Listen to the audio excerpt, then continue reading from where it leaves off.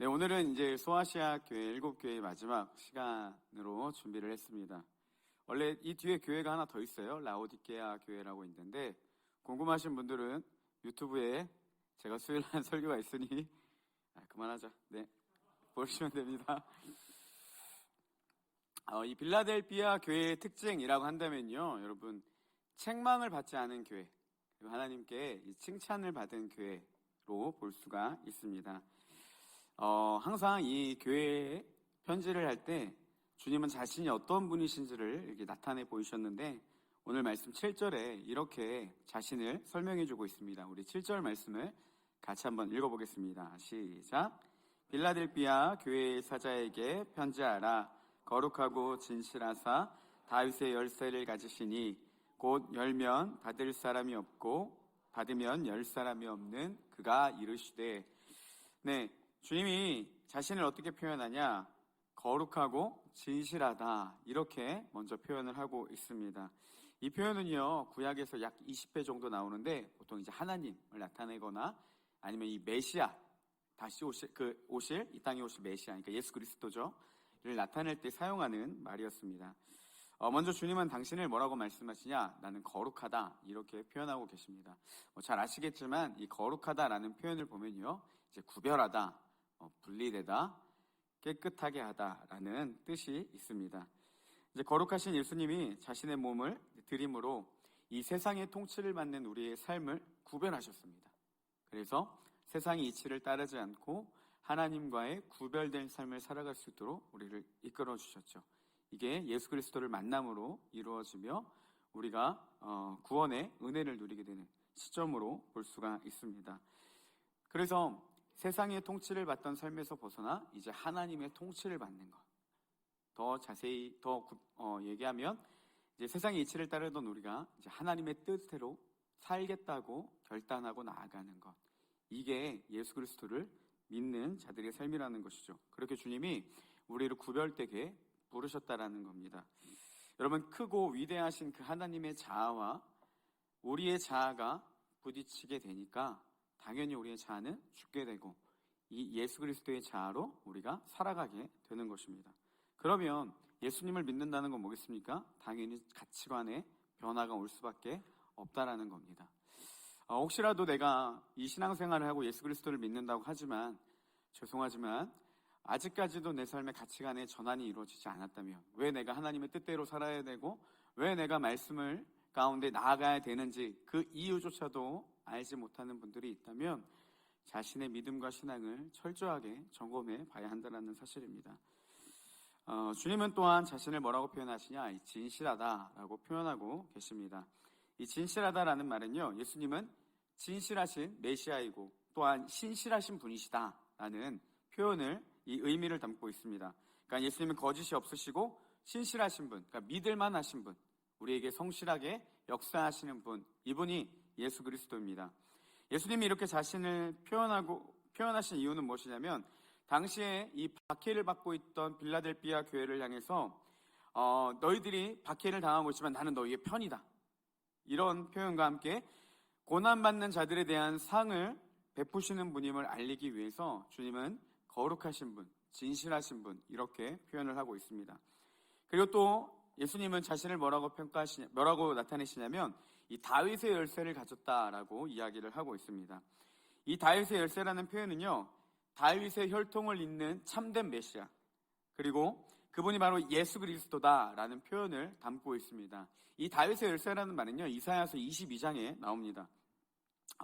당시 히스기야 왕이 남유다를 통치하고 있을 때 여호와김이라는 사람이 있어요. 이 사람이 이 히스기야 가문의 주요 청지기로 이제 삼습니다. 하나님이 그렇게 말씀을 하세요. 그래서 그가 열면 닫을 자가 없겠고 닫으면 열 자가 없는 다윗의 열쇠가 이 엘리야김에게 주어질 거다, 이렇게 말씀을 하십니다. 그러니까 엘리야김은요, 국가 비서실장의 역할들을 감당하던 자였고 이 절대적인 권능과 권세를 누리던 자가 이 엘리야김, 히스기야 왕 때의 엘리야김이었습니다. 이 엘리야김의 크게 두 가지 특징이 있는데요. 첫 번째는 뭐냐면 누구든지 왕을 접견하기 위해서, 그러니까 왕을 만나려면요, 반드시 엘리야김을 통해야 했습니다. 그러니까 왕과 접견할 수 있는 유일한 열쇠가 누구냐면 이 엘리야김이었다는 사실이에요. 이처럼 예수 그리스도는 우리가 하나님께로 나아갈 수 있는 유일한 키가 되심을 보여주고 있습니다. 그래서 요한복음 14장 6절에 보면 잘 아시는 말씀이죠. 예수께서 이르시되 내가 곧 길이요 진리요 생명이니 나로 말미암지 않고는 아버지께로 올 자가 없느니라 라고 합니다. 예수님 뭐라고 말씀하십니까? 내가 길이다, 내가 진리다, 참된 그 길이 되는 진리가 되고 생명이다. 그리고 나로 말미암지 않고는, 예수 그리스도를 통하지 않고는 누구도, 어느 누구도 하나님께로 나아갈 수 없다, 이렇게 말씀을 하고 있습니다. 즉 예수님이 다윗의 열쇠가 되신다는 건 무엇이냐? 그분을 통하지 않고는 하나님께로 나아갈 자가 없다라는 의미를 가지고 있습니다. 두 번째는요, 이 엘리야김의 특징이 무엇이냐? 이 왕실의 보물을 관리했던 자로서 이 히스기야의 엄청난 보물을 관리하던 자였습니다. 그러니까 엘리야김만이요, 이 왕국에 있는 왕의 그 보물을 열 수 있는 그런 권세가 가지고 있었다라는 거죠. 이것을 무엇을 의미하냐? 하늘의 축복은 예수 그리스도로부터 온다라는 사실입니다. 그래서 우리가 하늘의 놀라운 축복들은 이 예수 그리스도를 통해서 우리가 그 은혜들을 누리게 된다는 거죠.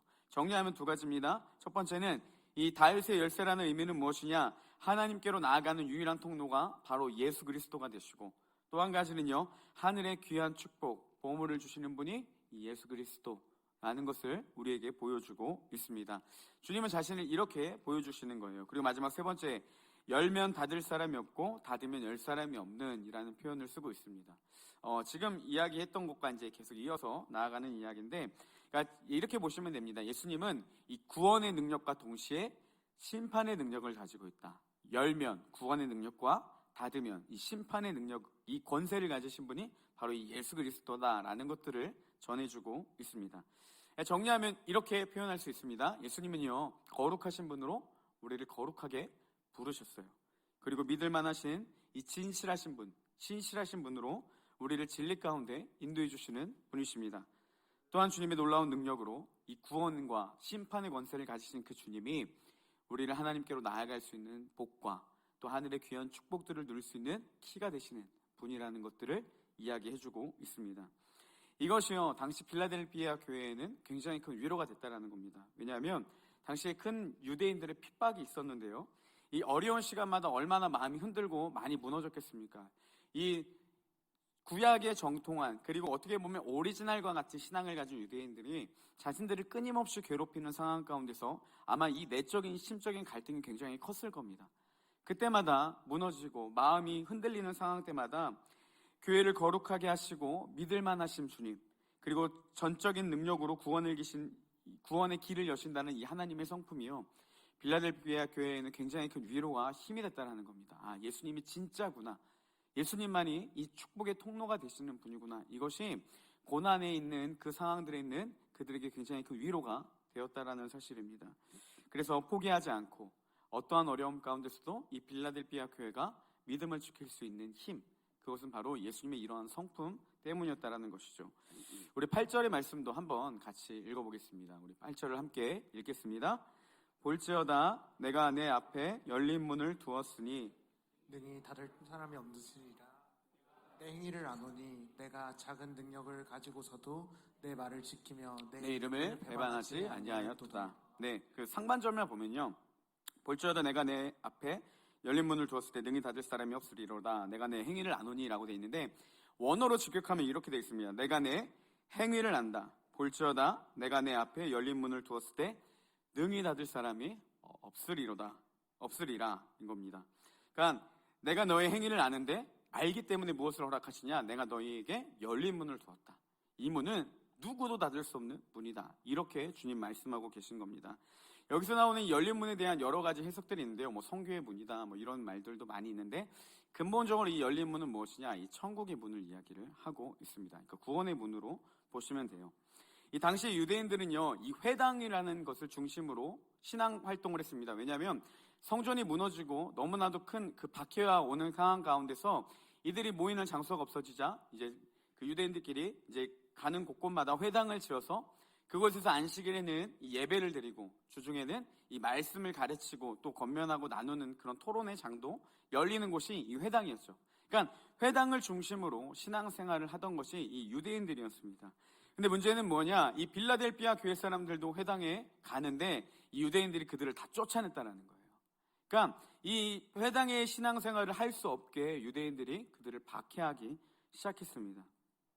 이런 배경 가운데서 하나님이 열린 문을 주셨다라는 표현은 무엇이냐면요, 비록 유대인들은 그리스도인들을 회당에서 쫓아냈지만 그리스도께서는 유대인들을 하나님의 영원한 나라에서 쫓아낼 거라는 표현입니다. 그들은 너희를 쫓아냈지만 나는 열린 문을 너희에게 두어서 너희를 맞아들일 것이고, 너희를 쫓아냈던 유대인들을 내가 문을 닫아서 그들을 심판하겠다, 이렇게 말씀하고 계신 것이 오늘 본문의 말씀이라는 사실입니다. 주님이 교회를 향해 문을 여시면요, 그 결정을 누구도 바꿀 수 없고, 반대로 주님이 유대인을 향해 심판하시겠다고 결정을 하신다면 그 누구도 그 결정을 번복할 수 없다는 거죠.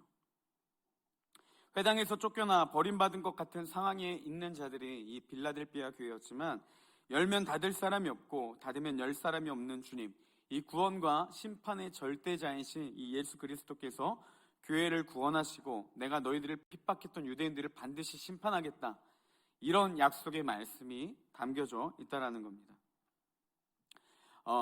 이 빌라델비아 교회와 소아시아 다른 7교회들, 서머나 교회는 칭찬을 받았으니까요, 그들을 제외한 다른 교회들의 특징을 보면 좀 이렇습니다. 먼저 오늘 앞에 나오는 이 사대교회는 하나님이 뭐라고 책망하시냐면 1절의 하반전에 보면 내가 살았다 하는 이름은 가졌으나 죽은 자로다 라고 평가했습니다.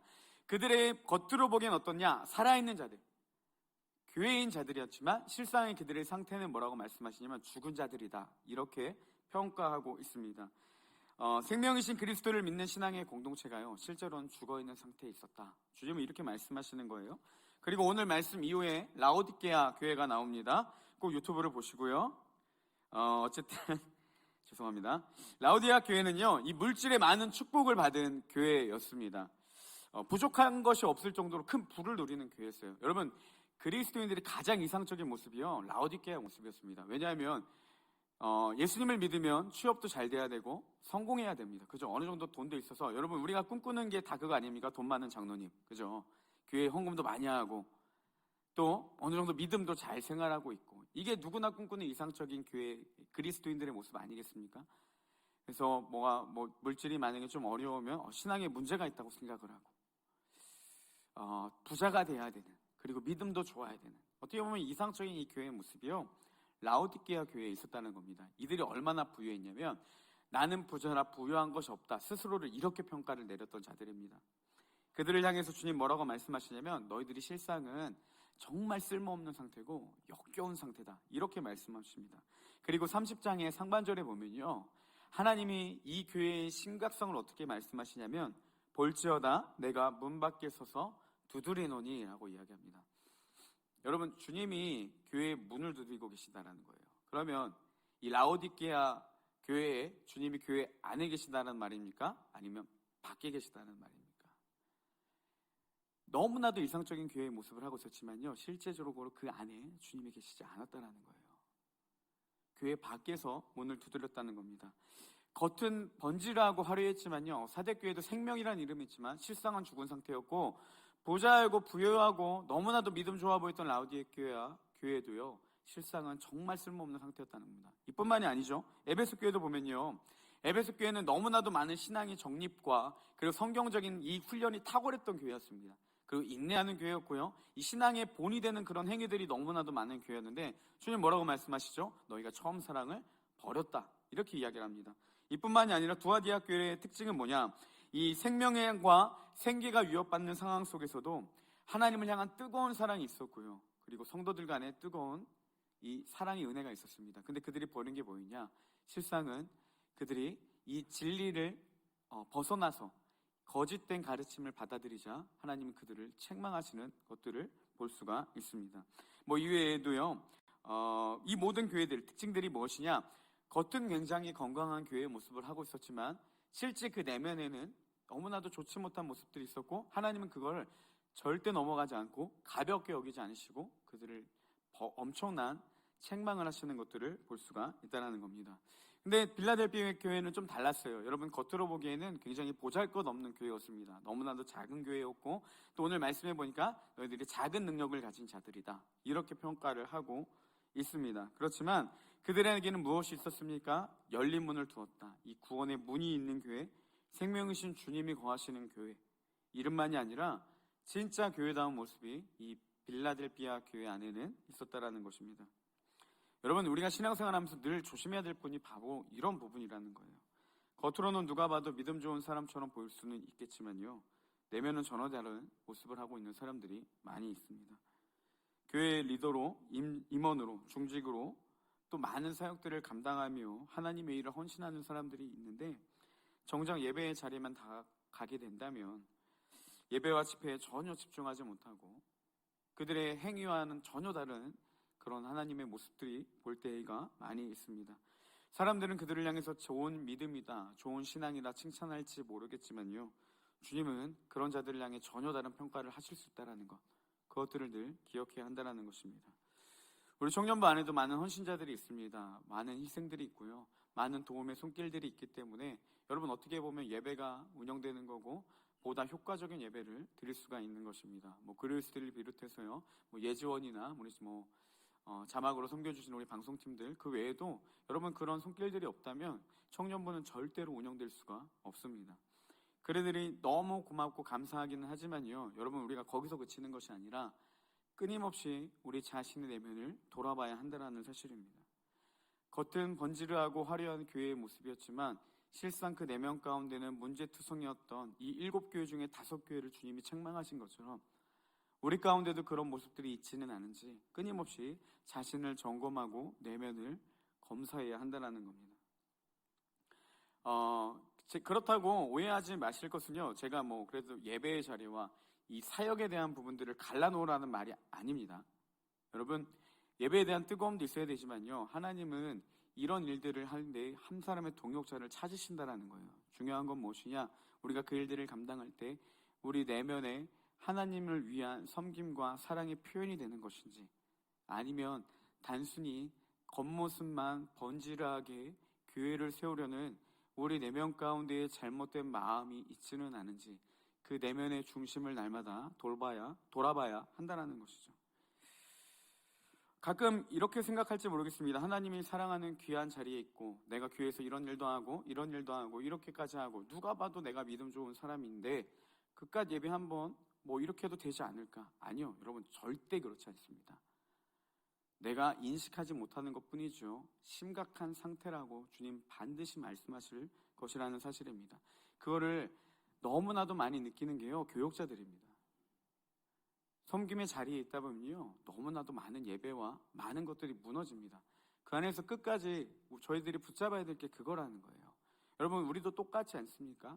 봉사만 하고요, 그냥 그대로만 머물러 버린다면 교회는 운영될지 모르겠습니다. 하나님이 뜻하시는 사역이 될지는 모르겠지만 여러분, 반드시 무서운 것은 쓰고 버려지는 그런 상황이 올 수도 있다는 겁니다. 자리만 예배자의 자리가 아니고 헌신하는 모습만 담겨있는 겉모습만 화려한 교회가 아니라 하나님이 참으로 쓰시는 자들, 그리고 하나님의 참된 예배자들, 사역을 통해서도 예배를 통해서도 그 안에서 하나님의 임재를 경험하는 자.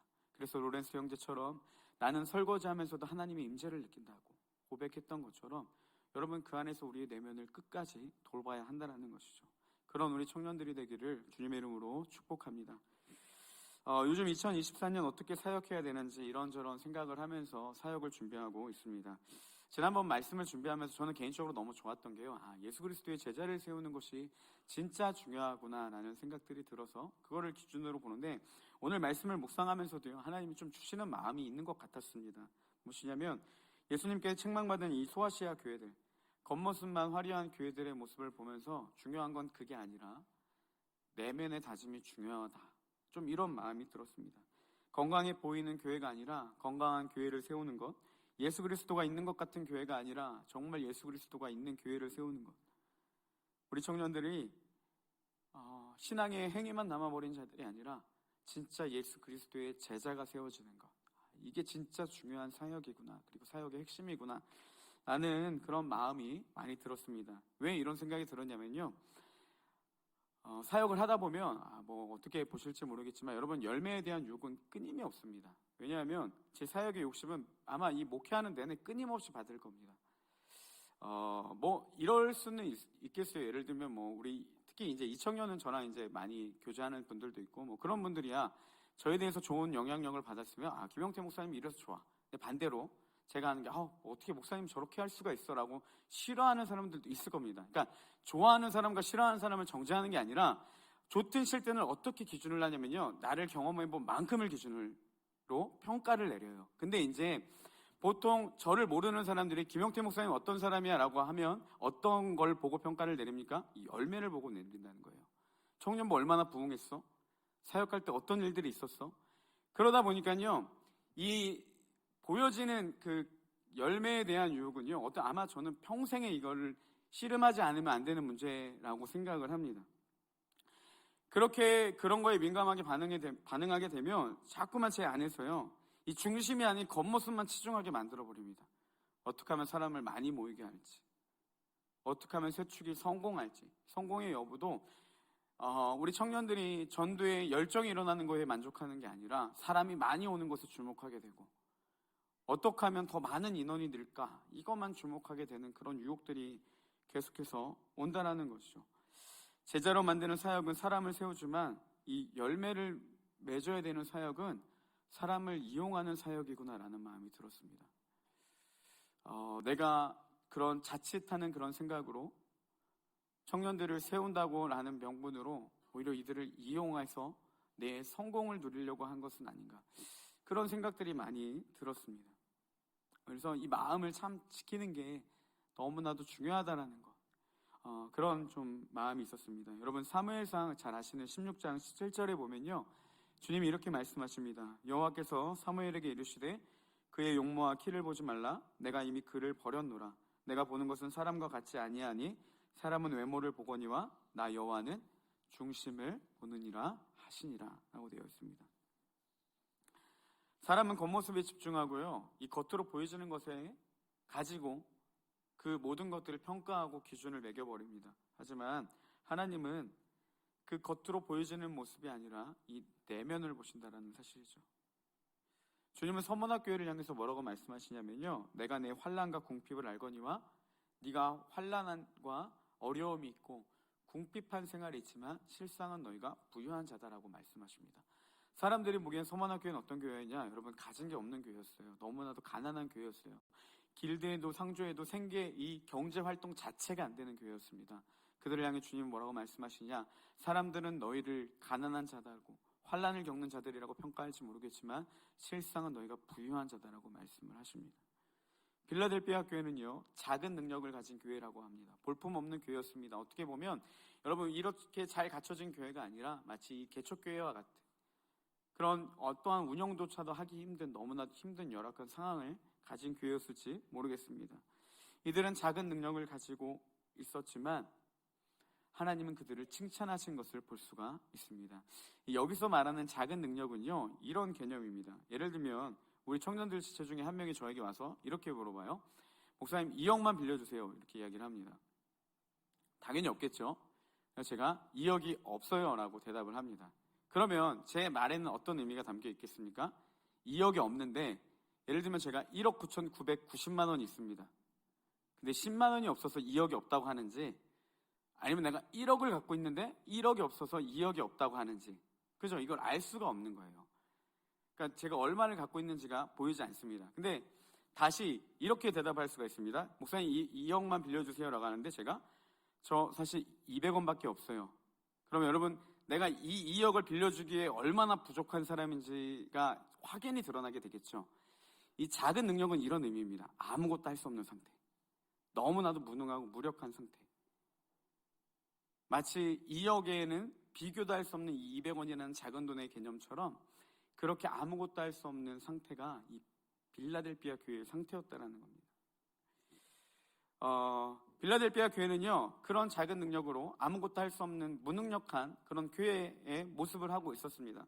그러니까 교회가 회당에서 유대인들에게 쫓겨나게 되고 힘이 없어서 아무것도 할 수 없는 무능한 그 상황 가운데 있었습니다. 그들이 할 수 있는 것이라고는요 하나님의 말씀을 지키며 주님을 부인하지 않고 어떻게든 교회에 남아있는 것뿐이었다라는 거예요. 하지만 하나님은 이런 능력이 없는 교회를 자신의 능력으로 이끌어 주시는 것을 볼 수가 있습니다. 교회에 열린 문을 두셨고 이 문은 누구도 닫을 수 없다라고 선언하셨고 유대인들의 문을 닫으시겠다라는 말씀을 하십니다. 특별히 우리 9절 말씀을 우리 함께 같이 읽어보겠습니다. 우리 한번 같이 읽겠습니다. 보라, 사탄의 회당 곧 자칭 유대인이라 하나 그렇지 아니하고 거짓말하는 자들 중에서 며칠을 내게 주어 그들로 와서 내 발 앞에 절하게 하고 내가 너를 사랑하는 줄을 알게 하리라. 작은 능력을 가진 교회를 향해서요, 주님이 어떻게 역사하시냐 보시면, 보라, 사탄의 회당 곧 자칭 유대인이라 하나 그렇지 아니하고 거짓말하는 자들 중에서, 제가 앞에서 이야기했던 이 교회를 핍박하는 유대인들의 무리입니다. 그들에게 어떻게 하시냐, 내가 그들에게 중에서 며칠 주어서 그들로 와서 네 발 앞에 절하게 하겠다라고 합니다. 아무런 능력이 없는 이 무능력한 빌라델비아 교회였지만 그들이 권력으로 그들을 모두 다 쫓아냈지만 주님 뭐라고 말씀하시냐, 그들 중 몇줄 불러내서 너의 발 앞에 무릎 꿇게 하겠다, 이렇게 말씀하십니다. 자신의 능력으로 너희들의 그 적은 능력을 가지고도 내 말을 지킨 것을 내가 기억하고 그 너희를 대신해서 내가 그들에게 보여주겠다는 겁니다. 그리고 정말 제가 이렇게 너무 짜릿했던 표현인데요, 마지막에 이렇게 말씀하십니다. 네 앞에 절하게 하고 어떻게 하냐, 내가 너를 사랑하는 줄을 알게 하겠다는 겁니다.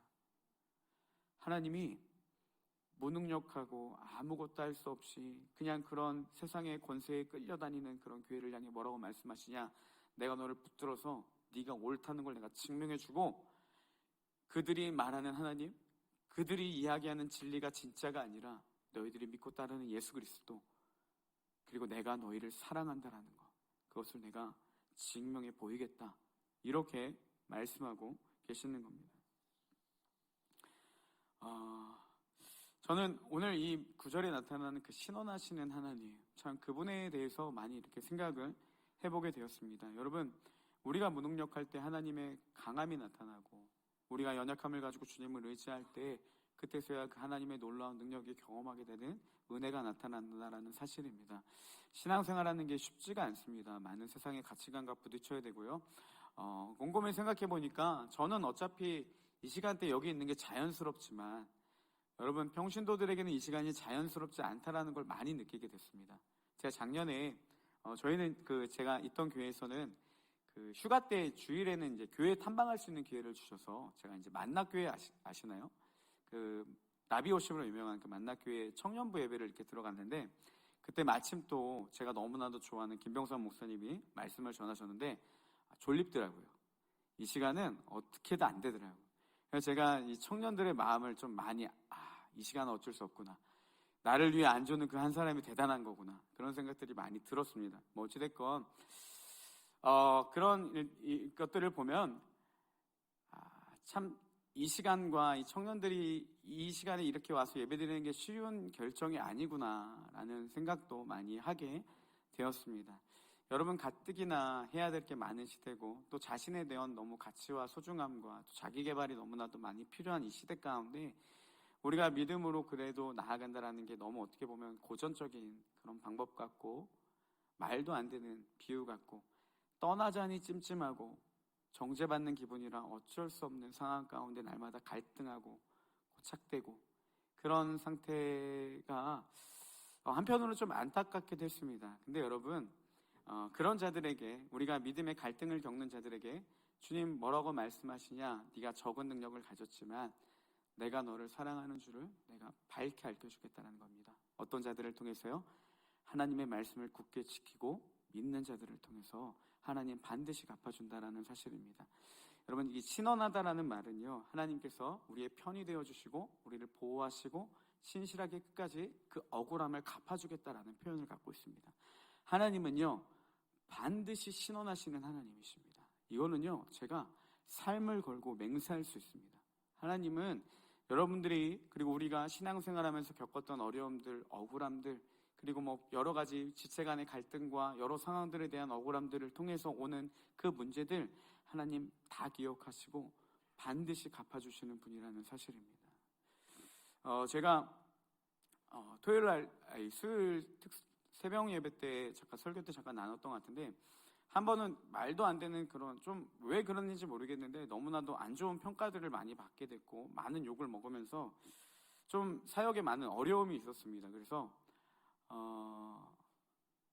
뭐 항상 그만두고 싶다라는 생각을 많이 했었지만, 그때는 정말로 내가 이제 목회를 끝내야 되겠다는 생각을 할 정도로 잠을 한숨도 못 자고요. 막 굉장히 이제 내적으로 많이 힘든 시간이 있었습니다.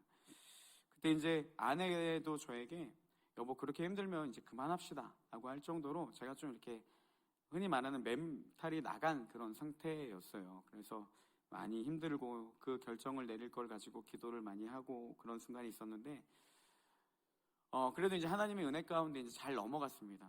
그리고 그 일이 있은 지 한 1, 2년이 지난 후에 하나님이 그 모든 것들을 다 갚아주시고 제가 옳았다라는 것들을 보여주시는 그런 일들이 있었어요. 제가 그걸 보면서 느끼는 게 뭐냐면요, 여러분, 지금은 답답하고 억울할 수 있습니다. 지금은 내가 왜 신앙생활하면서 이런 부당함을 당해야 되고 왜 이런 취급을 받아야 되고 왜 내가 이렇게 해야 되냐라고 억울함을 당할 수 있지만, 분명한 것은요, 제가 삶을 걸고 맹세하기는 하나님은 반드시 여러분의 그런 모든 삶들을 신원해 주십니다. 억울함을 풀어주시는 분이시고 반드시 편이 되어 주셔서 끝까지 그 모든 것들을 갚아주시는 하나님이라는 사실입니다.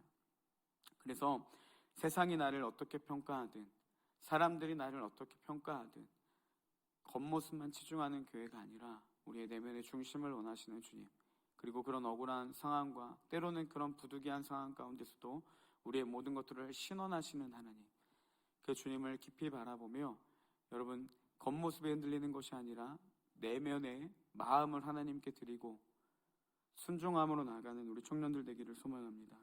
이런 교회를 향한 축복이 무엇이겠습니까? 누구도 닿지 못하게 하는 그 은혜를 주겠다라고 주님 분명히 약속하셨습니다.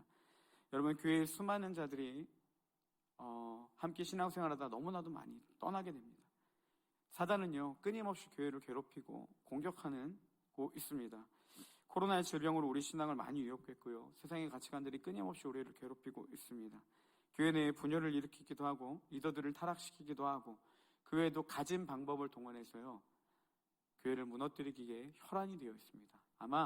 아마가 아니고요, 지금도 우리 공동체를 무너뜨리기 위해 우리 안에 미움의 마음이나 분열의 마음이나 여러 가지 상황들을 통해서 사단은 반드시 우리를 내치려고 힘쓰고 있다는 겁니다.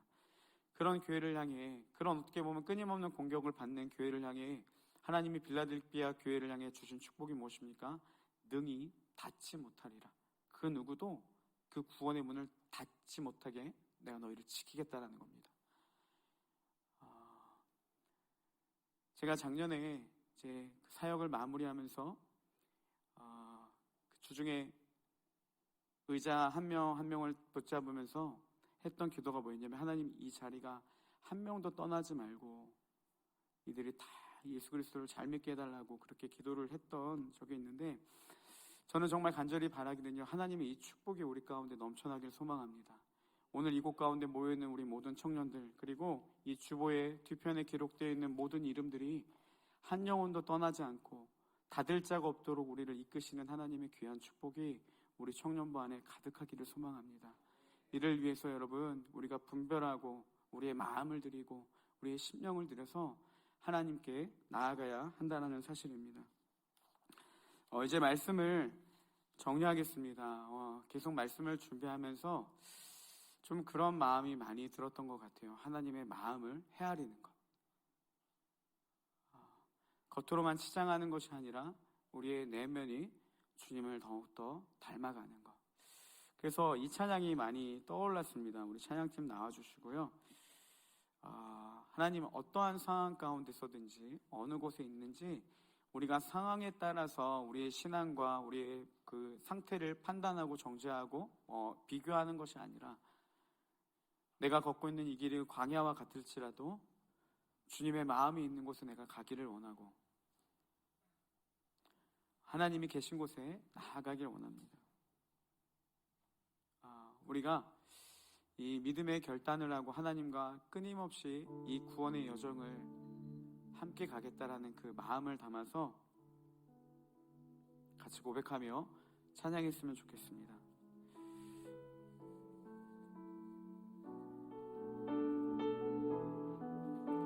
우리 함께 고백하겠습니다. 주님, 내가 광야 가운데 주님 내가 광야 가운데 나아가 설 수 있는 것은 나아가 설 수 있는 것은 바로 그곳에 내 주 예수님께서 계시기 때문에 아멘. 이거면 족합니다. 때론 나의 목이 마르고 때론 나의 목이 마르고 눈물 흘러내릴 때도 눈물 흘러내릴 때도 우리의 마음의 결단 주의 약속이나요 주의 약속이나요 두 손을 들고 주의 영광 선포하리. 나의 호흡이 광야에서 멈춘다 하여도 주가 거기에 계심으로 마지막 호흡도 예배하리. 그곳이 광야이든 푸른 초장이든 주가 거기 계심으로 주로 인해 시작된 나의 악에는 믿음으로 예배하는 것. 우리 한 번 더 같이 찬양할 텐데 여러분 하나님이 빌라델피아 교회에 요구하시는 건 하나였습니다. 적은 믿음이지만 작은 능력이지만 너희가 내 말을 굳게 지키고 나를 배반하지 않고 내 인내의 말씀을 끝까지 지켰다. 이렇게 말씀하십니다. 주님이 요구하시는 건요 그들에게 순종 하나였습니다. 좀 하나님 마음에서 좀 생각을 해보니까 우리는 이 겉을 치장하기 위해서 너무나도 많은 것들을 요구하고 있는데 정작 주님이 그 원하시는 그 한 가지를 우리는 얼마나 많이 구하고 있는지 그런 우리의 모습을 보시며 하나님은 어떠한 마음과 생각을 갖고 계시는지 우리가 하나님의 그 마음을 헤아려 드렸으면 좋겠습니다. 하나님 이런 곳은 내가 갈 거지만 이런 곳은 싫어요. 더 이상 그게 아니라요. 이런 곳이라 할지라도 주님이 계신 곳에 내가 순종하며 나아가길 원합니다. 빌라델피아 교회와 같이 핍박 속에서도 그들이 주님께 순종했던 것처럼 내가 어떠한 상황이 있든지 간에 이 상황의 해결도 중요하지만 그 안에서도 믿음과 인내를 가지고 주님의 마음을 헤아리길 원합니다. 여러분의 삶의 영역 가운데 고난과 어려움이 있는 부분들, 이 여러 가지 가치관들로 우리의 믿음이 무너지는 곳 자리마다 우리가 교회와 같이 믿음으로 인내하며 하나님의 말씀을 순종하며 주님의 마음을 헤아리는 자들 되기를 원합니다. 우리 이러한 마음으로 같이 한 번 더 찬양하고 기도하겠습니다. 주님, 내가 광야 가운데 주님, 내가 광야 가운데 나가 설 수 있는 것은 바로 그곳에 내 주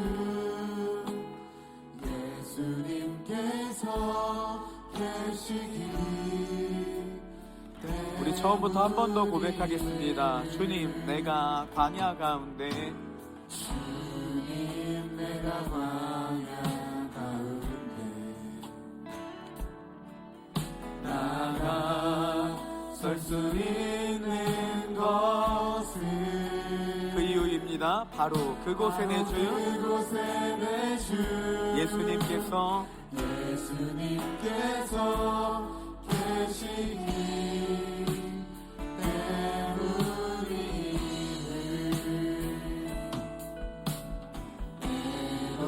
나의 목이 마르고 눈물 흘러내릴 때도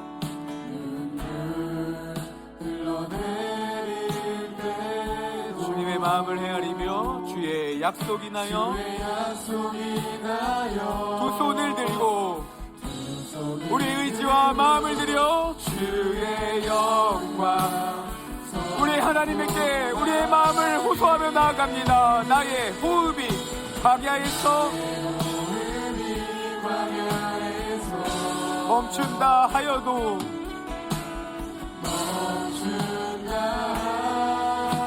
우리의 전부이신 주가 거기에 계심으로 마지막 호흡도 예배하리. 우리의 중심을 원하시는 하나님께 그곳이 광야이든 푸른 초장이든 주가 거기 계심으로 주로 인해 시작된 나의 항해는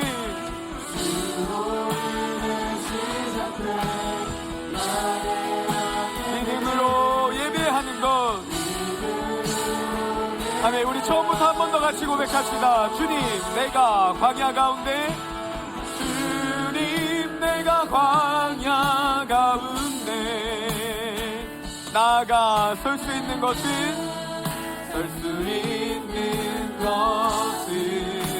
바로 그곳에 내 주 예수님께서 계시기 때문이. 때론 나의 목이 마르고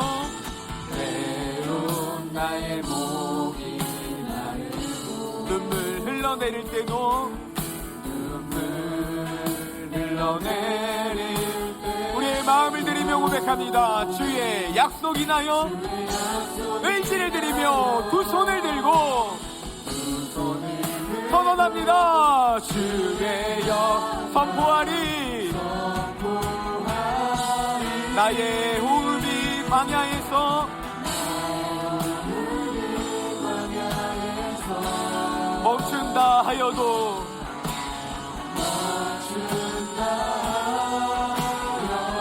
믿음의 고백입니다. 주가 거기에 계심으로 주님 우리의 고백을 받으시옵소서. 마지막 호흡도 예배하리. 함께 선언하며 나아갑니다. 그곳이 광야이든 푸른 초장이든 주가 거기 계심으로 주로 인해 시작된 나의 항해는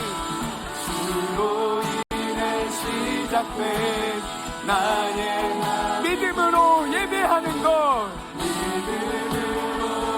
한 번 더 고백합니다. 나의 호흡이 광야에서 멈춘다 하여도 나의 호흡이 광야에 우리 주님의 마음을 헤아리며 고백합시다.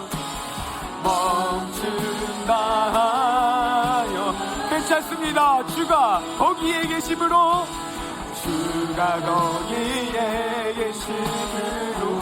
마지막 호흡도 예배하리. 마지막 호흡도 예배하리.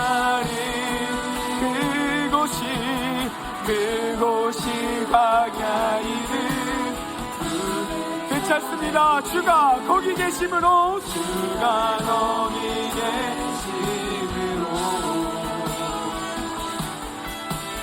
주로 인해 시작된 나의 항해는 믿음은 한 번 더 같이 고백합니다. 나의 호흡이 광야에서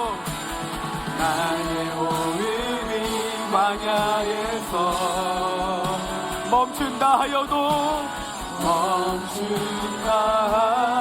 멈춘다하여도 주가 거기에 계심으로 마지막 호흡도 우리의 마음을 들이며 힘을 다해 하나님께 고백합니다. 그곳이 광야이든 그곳이 광야이든 상관없습니다. 주가 거기 계심으로 주로 인해 시작된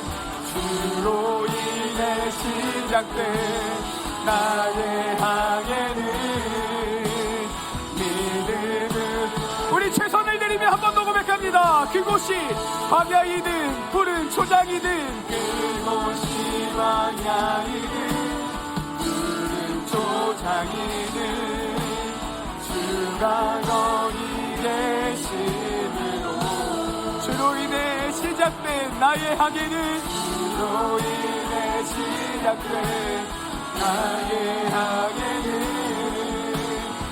우리의 고백을 기뻐하신 하나님 앞에 한 번 더 전심으로 고백합니다. 그곳이 광야이든 그곳이 광야이든 푸른 초장이든 주가 거기에 거기 계심으로 주로 인해 시작된 나의 항해는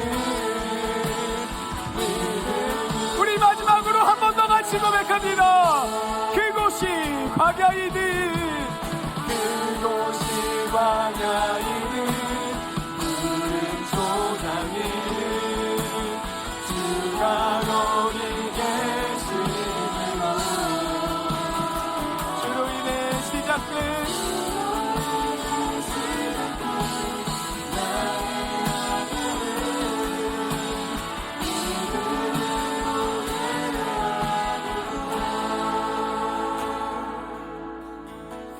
네, 같이 한번 기도하며 나아가겠습니다. 여러분, 우리가 하나님께 마음을 드리며 이 시간 구하며 기도했으면 좋겠습니다.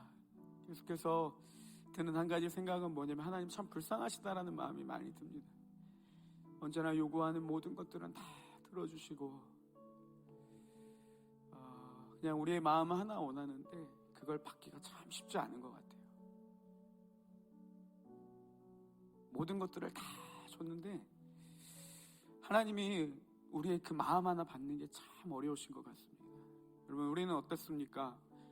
우리의 삶이 신앙이 아름답고 고귀한 것들은 꿈꾸지만 정작 그 하나님의 마음을 얼마나 헤아리며 우리가 하나님께 어떤 모습과 어떤 중심을 들이며 나아갔는지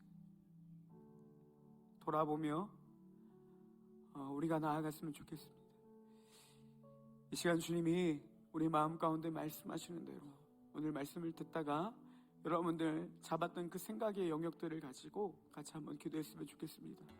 주님, 이 시간에 더 이상 우리가 날마다 하나님을 이용하는 자들이 아니라 진짜 하나님을 사랑하는 자들 되기를 원하고 우리가 마음을 들이며 하나님을 진짜 순종하며 섬기는 자들 되기를 원하오니 우리 삶의 영역들을 고백할 때마다 회개의 부흥이 일어나게 하여 주시옵시고 우리의 마음과 정성을 들여 더 깊이 하나님을 사랑하는 우리 청년부 되게 하여 주시옵소서.